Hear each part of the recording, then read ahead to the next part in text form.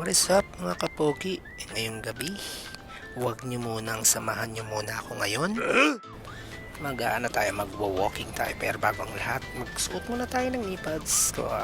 Alam nyo na, syempre, hindi na tayo bumabata, rumurupok na mga buto. Bago ang lahat, mag-transition muna tayo ng isang pinakabagong transition sa lahat. 1, 2, 3, ayun na nga. Diba? 10 PM na. So, ngayong gabi pa lang ako. Ngayong gabi ako magwo-walking kasi nga late na ako nakauwi. Since event coordinator ako, kailangan ko mag-stay kasi may nag-booking. So, late booking siya.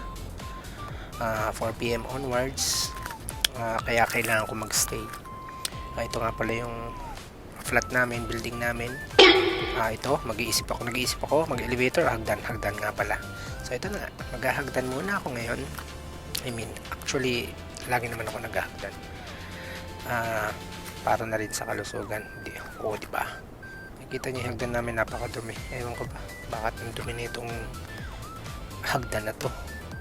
At ito ang aming labas. Makikita niyo yung mga sasakyan na nakaparada. Meron kasi akong ina-achieve na steps. 10,000 steps a day. Kaya there's no excuses. Kailangan kong i-achieve siya para na rin sa kalusugan ko. At hindi na nga, yung kagaya nga, hindi na tayo bumabata. Kailangan na naka-monitor na natin ng health. At the same time, yung kinakain din natin dapat monitor dyan. Para sa kaalaman ng lahat, sige na, sasabihin ko na ulit. Kahit hindi nyo tinatanong, sasabihin ko dati grabe ako magbisyo. Sobrang lakas ko manigarilyo.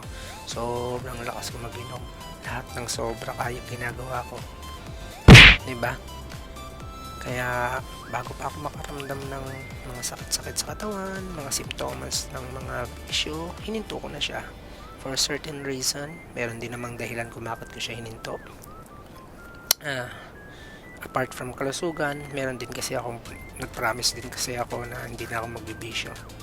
Kaya ngayon, mag-focus na lang muna ako sa health ko para na rin sa para na rin makasama ko pa ng mas matagal ang mga anak ko.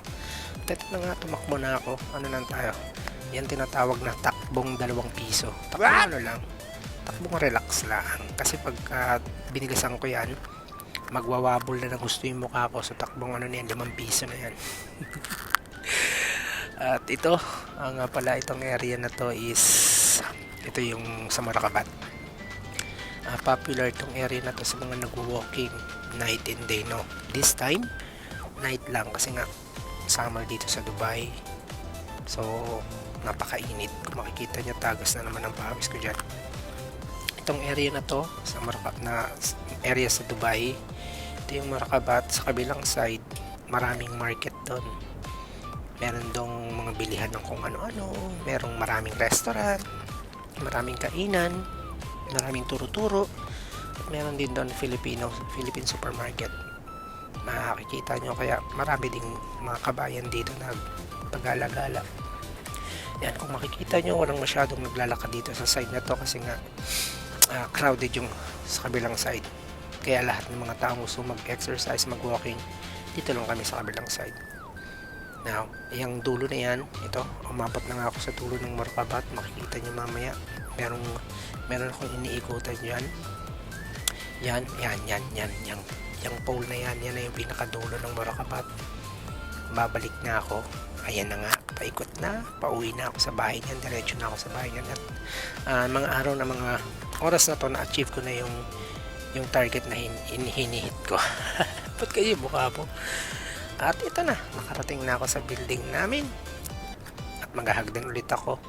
Since first floor lang naman ang bahay ko, kaya hindi siya mahirap. Matagal na rin ako hindi gumagamit ng elevator, like mag-iisang taon na rin. Additional na rin siya sa pag-i-exercise ko. At nakauwi na nga ako sa bahay. Hanggang dito na lang mga kapogi. Hanggang sa susunod na video, paalam muna sa ngayon.